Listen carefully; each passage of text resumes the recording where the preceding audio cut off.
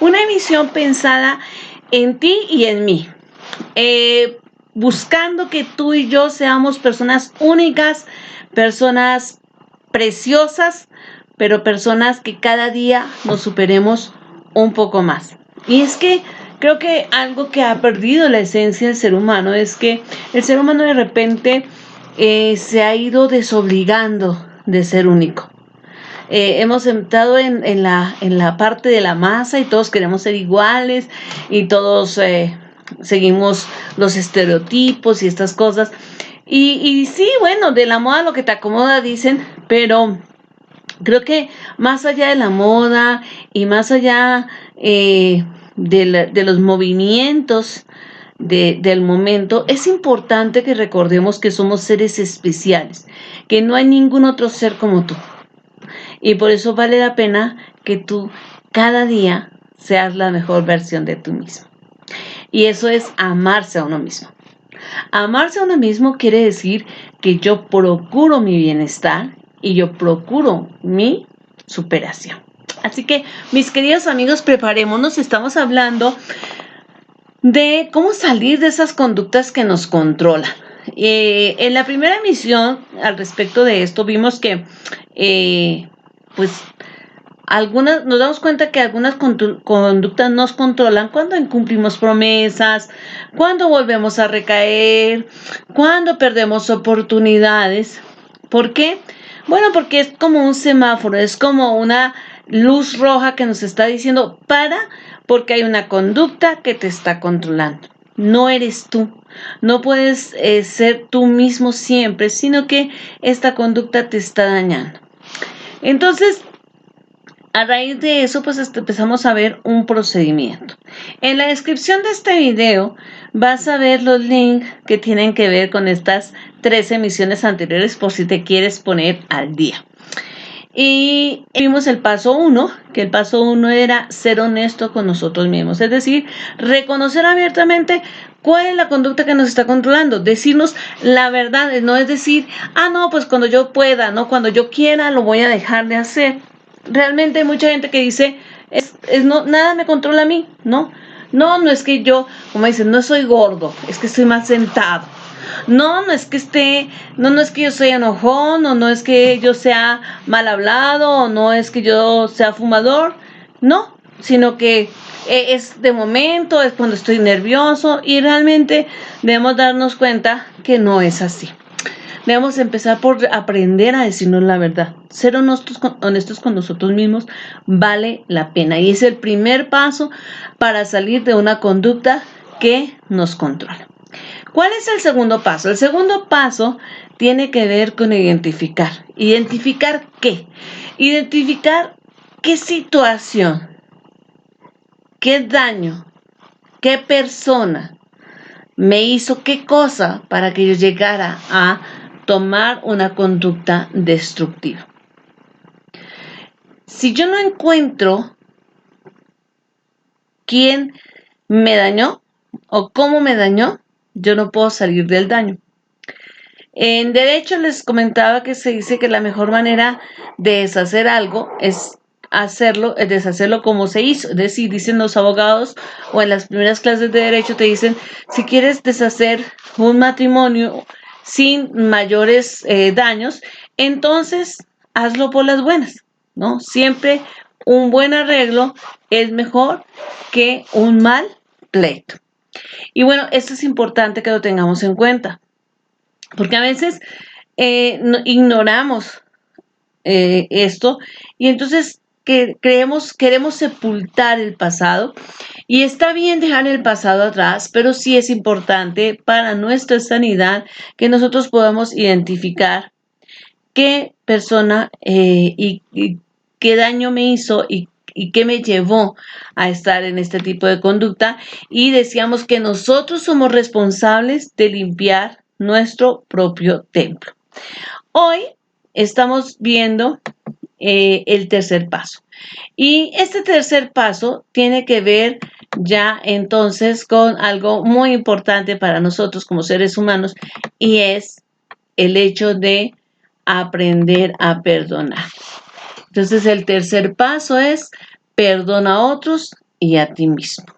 Es importante que nosotros aprendamos a perdonar a otras personas, pero también es muy importante que nosotros aprendamos a perdonarnos a nosotros mismos, porque a veces somos muy buena gente perdonando a otros, pero no lo somos igual con nosotros mismos. Entonces, el Señor Jesús en Mateo capítulo 6, versículos 14 y 15 nos dice: porque si perdonáis a los hombres sus ofensas, os perdonará también a vosotros vuestro Padre Celestial. Mas si no perdonáis a los hombres sus ofensas, tampoco vuestro Padre os perdonará vuestras ofensas. Es decir, esto es una cadena, ¿no? Si yo perdono a otros, yo puedo ser perdonado. Y el perdón es una llave que nos permite no solamente llegar al corazón del Padre, es una llave que nos permite desatarnos de las personas que nos hicieron daño y del daño que nos hicieron. Porque si tú no perdonas, siempre vas a llevar contigo la señal del daño que te hicieron. Y si no perdonas a la persona, vas a llevarla cargada. Esa persona va a ir por el mundo sin deberla ni temerla, ¿verdad? Sin que le importe nada, pero tú vas a estar cargadísimo. Tú vas a sentirte siempre triste, siempre mal, siempre molesto, siempre deprimido, etcétera. La conducta que te está controlando. Entonces, hoy vamos a ver un procedimiento de perdón muy terapéutico. Y entonces quiero mostrarles un procedimiento que tiene que ver con roles. Se puede hacer de muchas maneras y yo a este procedimiento lo llamo el procedimiento de la silla, ¿no? Entonces, ¿en qué consiste? Asume el primer punto de este paso 3 es, digamos, la primera parte es asume el rol del ofensor. Entonces colocamos dos sillas, una frente a la otra, ¿verdad? Escoge una silla, supongamos esta es la de mi mano derecha, y aquí me voy a sentar, ¿verdad? Y siéntate mirando hacia la otra silla. Es decir, acá yo no tengo una silla, pero es como si yo hiciera esto, me siento mirando a la otra silla. ¿De acuerdo? Vamos a denominar a esa silla la silla A, ¿no? Me siento en la silla A, que es esta silla donde yo estoy sentada como la persona que hizo daño. Y mientras estoy sentada en esa silla A, asumo el papel del ofensor, ¿no? Ahora, yo soy la persona que me hizo daño. Yo soy mi violador, o yo soy el esposo infiel, o yo soy la amiga que traicionó, o yo soy el hijo que se fue, lo que sea, ¿no? Y al asumir este papel, haz que se disculpe contigo por todo lo que ha hecho, ¿no? Entonces, yo empiezo a decir, sí, mira, yo sé que te dejé por otra mujer más joven, que te dañé, que te hice sentir esto, es decir, ¿no? En el caso de una esposa que este ofensor, el esposo infiel, le está confesando. En el caso de un violador podría ser, sí, yo sé que siendo una niña te toqué, te amenacé, te hice sentir mal, te vulneré, ¿no? Te hice tener miedo, sé que por eso has tenido problemas sexuales. Así, al detalle. Entonces aquí es importante que nosotros al hacer esta dinámica hayamos establecido claramente lo que me hizo la persona, qué persona me lo hizo, lo que me hizo y qué me hizo sentir, para que a la hora de hacer esta dinámica del perdón pueda el ofensor ser detallista, ¿no? Entonces, por ejemplo, en el caso de un esposo infiel, tiene que darse cuenta, o de una esposa infiel, porque también los hay, es como decir, no es solamente yo te fui infiel, sino sé que al serte infiel te hice sentir menos hombre o menos mujer, al serte infiel te sembré en ti inseguridad, te convertí en una persona que ya no puede tener una relación libre de celos. Sé que al serte infiel te hice sentir inferior, etcétera, ¿no? O sea, detallar cosa por cosa, porque esa es la parte sanadora. No vamos a esperar que el ofensor venga a pedir perdón para perdonar. ¿Ok? Como personas debemos entender que debemos perdonar para que nosotros seamos libres, no porque el otro se lo merezca. Ahora, dejemos claro que perdonar no es condonar el pecado y no es condonar un delito. Supongamos que hay un hombre que violó a una niña. Supongamos que la niña es cristiana, su mamá es cristiana y el violador, eso no es cristiano, no importa. Pero hay gente que dice, es que si como eres, no sé, como eres cristiano, pues mejor perdona, porque esa es tu obligación. Sí, perdonar es una cosa, pero esa persona tiene que denunciar al violador. Y hay mucha gente que viene y te pide perdón buscando evadir las consecuencias de sus actos. Si una persona y te dice, es que ya estoy arrepentido, pues es que si estás arrepentido, pues afronta las consecuencias de tus actos. Entonces, cuando se pide perdón para evadir las consecuencias de los actos, no se está siendo sincero.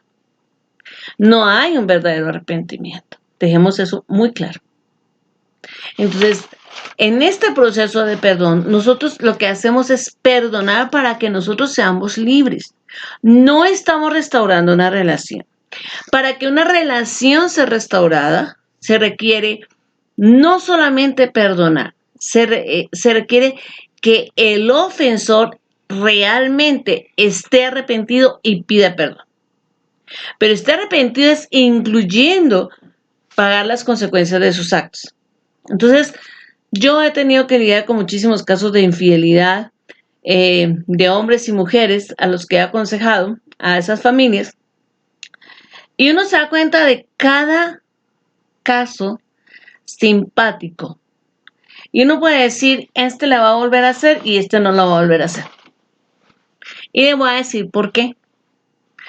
Porque la persona que realmente está arrepentida acepta que ha dañado la confianza del otro y entonces no le importa pagar las consecuencias de sus actos. Y dice, entiendo que pues quieres que te esté llamando, te voy a reportar, nos vamos a poner de acuerdo. Dice, acepta las reglas del otro.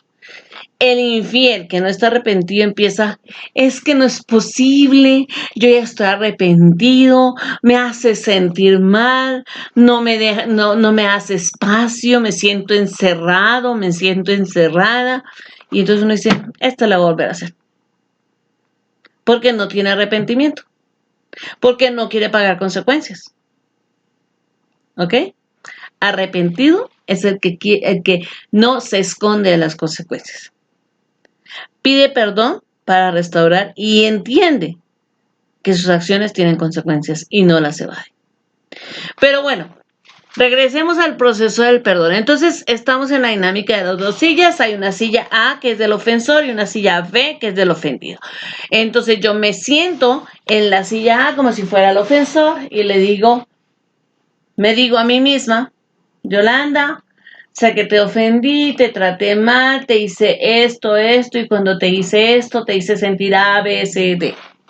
¿Ok? Y le estoy confesando a la persona de la silla B que soy yo misma, ¿no?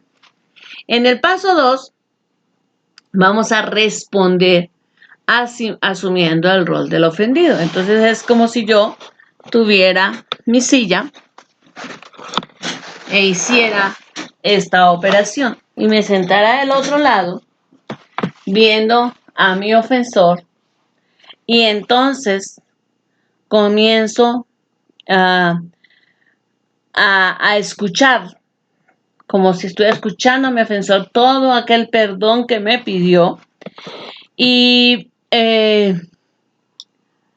escucho para poder decidir cómo responderle. A lo mejor tengo que decir, ok, sé que te debo perdonar, pero en este momento no estoy listo o no estoy lista. Hay gente que cree que cuando alguien viene a pedirle perdón está en la obligación de perdonarle en ese momento. Y entonces perdona de una manera incorrecta porque no resuelve. Como no resuelve, alguien va a pagar por las consecuencias de esos actos. Entonces, perdona a la persona, pero se lo está cobrando al tío, se lo está cobrando al hijo, se lo está cobrando a él o a ella misma. Entonces, yo tengo como persona ofendida, al escuchar que el otro me está pidiendo perdón, a lo mejor si ya lo tengo resuelto, puedo decir sí, sabes que sí, te perdono porque me traicionaste y me hiciste sentir A, B, C y D. Debo ser lo más honesto posible, pero si no puedo perdonar en ese momento, puedo decir, ¿sabes qué? Puedo perdonarte que me hayas sido infiel, pero no puedo perdonarte, por ejemplo, tus insultos y tus mentiras. No estoy lista para perdonar eso. O definitivamente no estoy lista para perdonar. Entiendo que me estás pidiendo perdón. Qué bueno que lo has hecho. Qué bueno que estás arrepentido. Pero ¿sabes qué? Yo no estoy lista para perdonar. Si yo no estoy lista para perdonar, entonces debo decirlo y debo ser claro, ¿no? Y si es así, entonces más adelante tendré que volver a hacer toda la dinámica para volver, entonces así, ahí sí a perdonar, ¿no? Pero si soy capaz de perdonar en ese momento, se lo debo decir, ¿no? Entonces, si lo perdono, entonces podemos continuar con el siguiente paso. Si yo le digo a la persona, sí, si estando en esta silla digo, sí, te perdono porque me fuiste infiel, porque me hiciste sentir inferior, por esto, por esto, por esto. Entonces continuamos. Y en este caso, entonces regreso a la silla y entonces escucho el perdón que me está dando el otro. ¿Sí?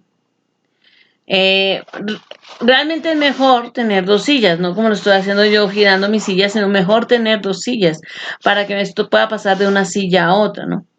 Y entonces debo responder a ese perdón. ¿Cómo respondo a ese perdón? Puedo decir, te agradezco que me hayas perdonado.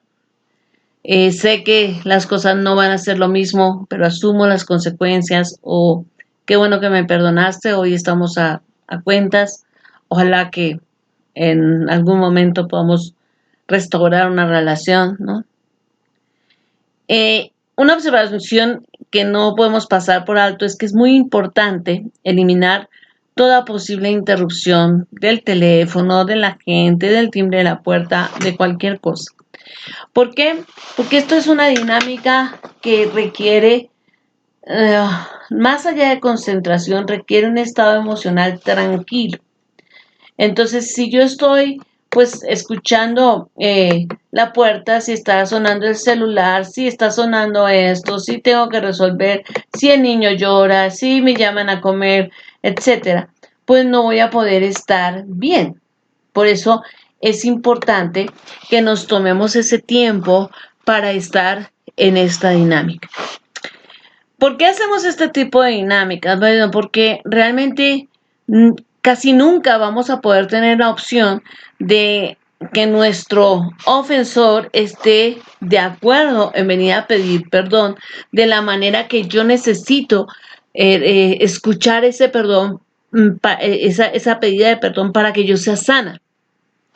Me explico. Supongamos, puede ser que tu esposo infiel o la esposa infiel y el esposo ofendido vengan a la misma iglesia.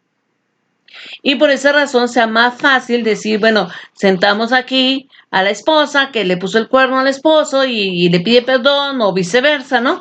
Y le pide perdón y le dice, pero ¿qué pasa con los sentimientos? No, al final no somos títeres, ¿no? Entonces, a no ser de que las personas realmente quieran restaurar una relación, lo que tú ves en la pedida de perdón a veces es que las heridas que estaban empezando a sanarse se vuelven a abrir. ¿Por qué? Porque la persona que está pidiendo perdón empieza, te pido perdón por haberte sido infiel, pero mira, mi intención no era que te sintieras inferior, ¿sabes? O sea, tienes que reconocer que no me atendías, tienes que reconocer que me descuidaste, tienes que reconocer que ya últimamente solamente gritabas. Entonces, el ofendido no queda sano. El ofendido sigue ahí trabado. Porque dice, ok, entonces ahora resulta que yo tengo la culpa de que ella sea infiel. Y entendemos, las relaciones son de dos, los problemas son de dos, todo eso. Pero emocionalmente yo necesito satisfacer. Entonces, esta dinámica es mejor hacerla. Primero en los casos en que ya no puedo tener contacto con el ofensor. Y el ofensor, en segundo lugar, el ofensor, en los casos en que el ofensor no quiere resolver las cosas conmigo o no le interesa, ¿no? A lo mejor sí está el esposo infiel, pero dice, pues es que mejor separémonos, ¿no? Entonces, aunque el ofensor sigue vivo, no va a venir a pedir perdón. En tercer lugar, en los casos en que el ofensor no está arrepentido en el sentido de que no quiere pagar consecuencias, dice, sí, sigamos la relación, sí, ok, vamos a pedir perdón, como una manera de bajarle espuma a la cerveza, pero yo no estoy arrepentida. Pero a mí no me pongan condiciones, pero yo no quiero ir hasta allá. Entonces, en esos casos la persona va a resultar más lastimada. Entonces, esta dinámica sirve para resolver el estar trabado en mis problemas cuando la otra persona no quiere resolver, o no puede resolver, o no está disponible para resolver. ¿De acuerdo? Es importante que sepamos esto. A veces hay gente conozco personas que han sido violadas por personas que nunca conocieron, que no saben ni cómo se llama, entonces va a tener que recurrir a esta técnica para poder resolver y para poder perdonar, ¿de acuerdo? Entonces, alguna vez yo estaba compartiendo esto en un grupo cristiano. Mm, también se puede hacer por base supletoria. ¿Qué es base supletoria? Que yo como terapeuta o yo como pastora me siento al frente de quien ha sido ofendido, ¿sí? Y le pido perdón por todo eso que me está diciendo. O sea, le digo al ofendido, ¿sabes qué? Dime, escribe. No, pues es que mi mamá me hizo esto y me hizo sentir así, así. Entonces yo digo, yo como tu mamá, tomo el papel de tu mamá y te pido perdón porque te hice esto y te hice sentir A, B, C, D. Entonces, hace muchos años, hace unos 23 años, yo estaba haciendo esta dinámica en un grupo cristiano y la esposa de un pastor, bueno, se puso muy intensa al respecto porque le dijo a su esposo que, pues, que eso no era bíblico, ¿no? Que cómo, de dónde salía eso, ¿no? Entonces, eh, yo tuve que aclararle que primero es una dinámica y que sí es bíblica.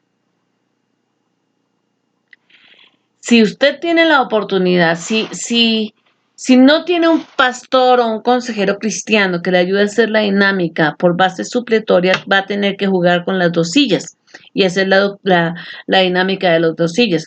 Pero la base supletoria sí es bíblica y le voy a explicar por qué. En la cruz del Calvario, el Señor Jesús pidió perdón por nosotros. Perdónanos porque no saben lo que hacen. Él que estaba siendo ofendido, el que estaba clavado en la cruz, tomó el papel de los pecadores para pedir perdón al Padre. Si se dan cuenta, es una base, se llama base supletoria en la dinámica de resolver un conflicto. En todo caso, para salir adelante en la vida se tiene que perdonar. Ahora, así como pasa en la dinámica de perdonar a otros, yo también tengo que tomarme el tiempo y perdonarme a mí mismo. Y es que muchísimas veces nosotros mismos hemos hecho cosas contra nosotros mismos que han dañado nuestra vida. Imagínese una mujer, por ejemplo, que abortó una o dos o tres veces y después no puede tener hijos. Esta persona tiene que resolverlo así, tiene que perdonarse a sí misma, tiene que ponerse en una silla y decirse, perdóname porque te quité el privilegio de ser madre, porque me sentía que no estaba preparada, porque no pensé bien las cosas, por lo que sea, ¿no? Y hoy que quiere ser madre no lo puede ser, perdóname, ¿no? Tengo que pasarme del otro lado a la otra silla y decir, te perdono, porque a pesar de todo mi deseo de ser madre, hoy no lo puedo ser y te perdono porque me quitaste esos dos hijos que pude tener. O la chica o el chico que por meterse en la droga dejó de estudiar o acabó con el patrimonio familiar, o hay cosas que hacemos los seres humanos que nos marcan terriblemente y que son a veces más dañinas que las que la que nos pudo hacer un perfecto extraño. Entonces, el perdón no solamente es para prodigárselo a un tercero. El perdón también hay que prodigárnoslo a nosotros mismos. De hecho, el sentimiento de culpa es el resultado de no perdonarnos. Cuando somos cristianos, nosotros sabemos que como hijos de Dios tenemos la posibilidad de pedir perdón en el nombre de Jesús y somos perdonados. Eso dice la Biblia. Dice, hijitos míos, esto os digo para que no pequéis, dice el apóstol Juan, pero si pecáis, abogado tenéis para con Dios a Jesucristo el justo. Entonces yo sé que puedo dirigirme al Padre y pedirle perdón en el nombre de Jesús.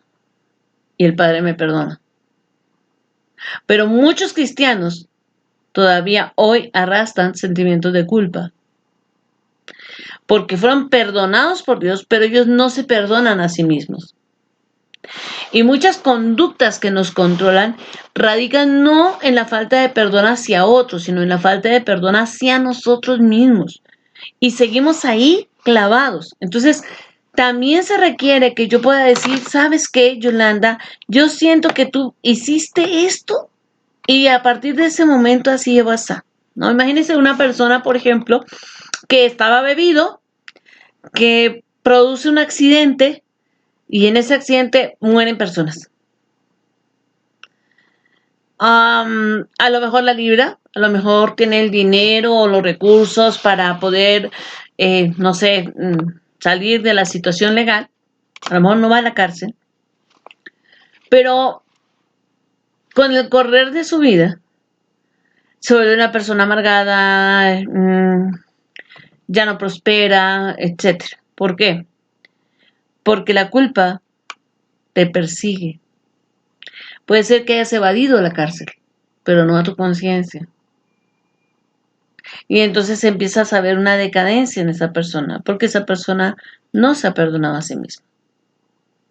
Entonces se requiere sentarse una y otra vez y decir perdón, o sea, a veces no se trata solamente de perdonar a quien me ofendió, sino tal vez se trata de pedirle perdón a personas que yo dañé. Vamos a tomar ese mismo ejemplo de una persona que causa un accidente, ¿no? Supongamos X persona causa un accidente y en ese accidente mueren, no sé, la mamá de una mujer que tiene hijos. O sea, imagínese usted cómo se siente de ahí en adelante. Como le digo, puede ser que salga bien librado y que no tenga que pagar nada en la cárcel y que pueda indemnizar y que esto, pero eso no resuelve su problema de conciencia moral.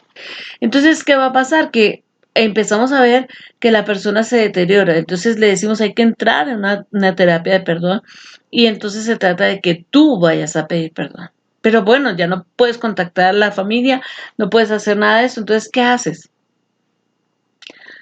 Pues usas la silla y empiezas a decirle, me siento teóricamente, ¿no? Frente a sus hijas a decirle, les pido perdón, les grité a su mamá, yo sé que no las va a ver crecer, yo sé que la van a extrañar, yo sé que cuando se gradúen no van a tener a su mamá ahí, que cuando se casen no va a estar su mamá ahí, y es mi culpa, y yo causé este accidente, y hoy les vengo a pedir perdón. O sea, eso es lidiar con el pilar emocional. Y es ponerse del otro lado de la silla y decirte, sí, te perdono por haberle quitado de la vida a mi mamá. Escuchar eso. Entonces la dinámica de perdón obra para todos los lados, tanto para perdonar al que me hizo daño, para perdonarme a mí misma, pero también para pedir perdón cuando yo he causado daño. Si es posible que tú te acerques a una persona que le hiciste daño y decirle, perdóname por esto, esto y esto que te hice,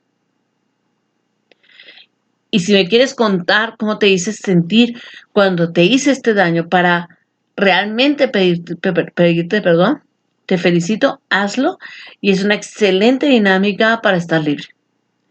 Pero si no lo puedes hacer, haz esta dinámica y si quieres cerrar con broche de oro, pídele a Dios que pague tus deudas. Señor, yo dañé a esta persona. Señor, yo dañé a esta familia. Te pido que todo el daño que yo hice, tú lo sanes. Y que esas personas no tengan que sufrir todas las consecuencias del desastre que yo armé. Y Dios lo hace. Amigos, el perdón es una llave enorme. Nos da el paso a vivir sin la culpa. Es una llave de oro que abre una puerta de oro para vivir libres de la culpa. Y de esa manera empezar a dejar de tener esas conductas que nos controlan. ¿De acuerdo? Entonces, paso número 1 para dejar las conductas que nos controlan es seamos honestos. Paso número 2, identifiquemos qué causó, quién y qué causó ese daño en mi templo. ¿Se acuerdan? Y paso 3, pida perdón y perdónese.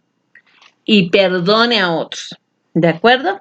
Muy bien, pues ha sido una bendición estar con ustedes. Dios les bendiga y que sea un tiempo en que podamos reflexionar y tomarnos los minutos que necesitemos, las horas que necesitemos para empezar a ser libres. ¿Les parece? Les amo un montón. Recuerden, mi nombre es Yolanda Copete. Estoy en el Face así como Yolanda Copete. Si quieres dejarme un inbox, con muchísimo gusto. Si quieres dejarme un comentario aquí al terminar este video, te agradecería muchísimo que me des un me gusta, que ayudes a compartir este video y también te agradecería muchísimo que te suscribas a este canal. Les amo un montón. Nos vemos el próximo jueves.